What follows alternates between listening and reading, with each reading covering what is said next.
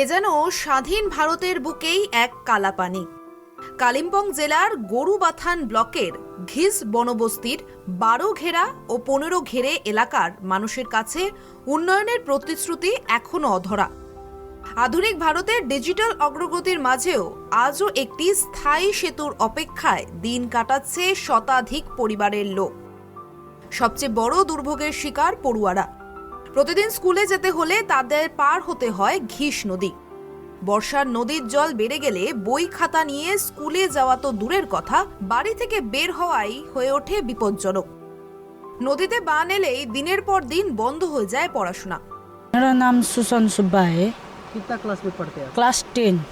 ये आप रोज ऐसे ही नदी पार करके जाता है?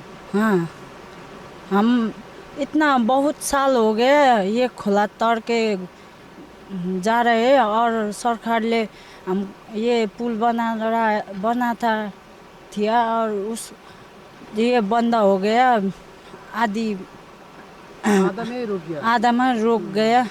जब बढ़ते हैं तो आप लोग का कितना समस्या होता है? हमको बहुत समस्या होता है खोला तोड़ने के लागि,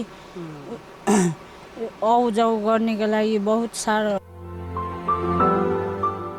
সমস্যা শুধু শিক্ষার নয়, নদীর জল বাড়লেই বিচ্ছিন্ন হয়ে পড়ে গোটা গ্রাম। জরুরি অসুস্থতার সময় রোগীকে হাসপাতালে পৌঁছানোও হয়ে ওঠে বড় চ্যালেঞ্জের।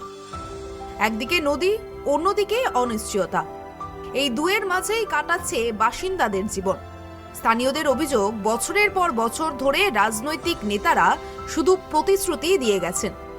নির্বাচনের আগে সেতু তৈরির ঘোষণা, কয়েকটি পিলার বসিয়ে কাজ শুরুর নাটক সবই হয়েছে, কিন্তু ভোট শেষ হতেই থেমে যায় নির্মাণ কাজ।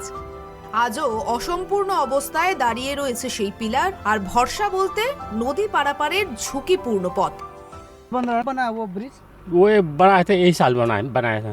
ये वोट का पहले वोट का पहले? हाँ, वहाँ से जैसे वोट आए वैसे जैसे वोट आया बंद, तब से ब्रिज नहीं बनाए, खाली पिलर टेंट लगाया है बस ये। जब ज्यादा बारिश होता है, ज्यादा नदी बढ़ता है, तो उसके बाद आप लोग क्या करते हो? अब क्या करेगा, अब जाने तो नहीं सकेगा।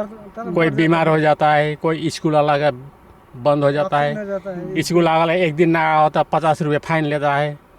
बहुत मुश्किल है हम लोग। कोई बीमार सीमार हो गया बोके वैसे। ये कब से ऐसा है? ये बहुत साल से ऐसे है।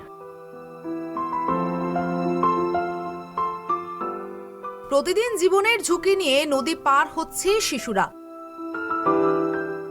জরুরি পরিষেবা থেকে শিক্ষা, সব ক্ষেত্রেই ভুগছেন ঘিস বনবস্তির মানুষ।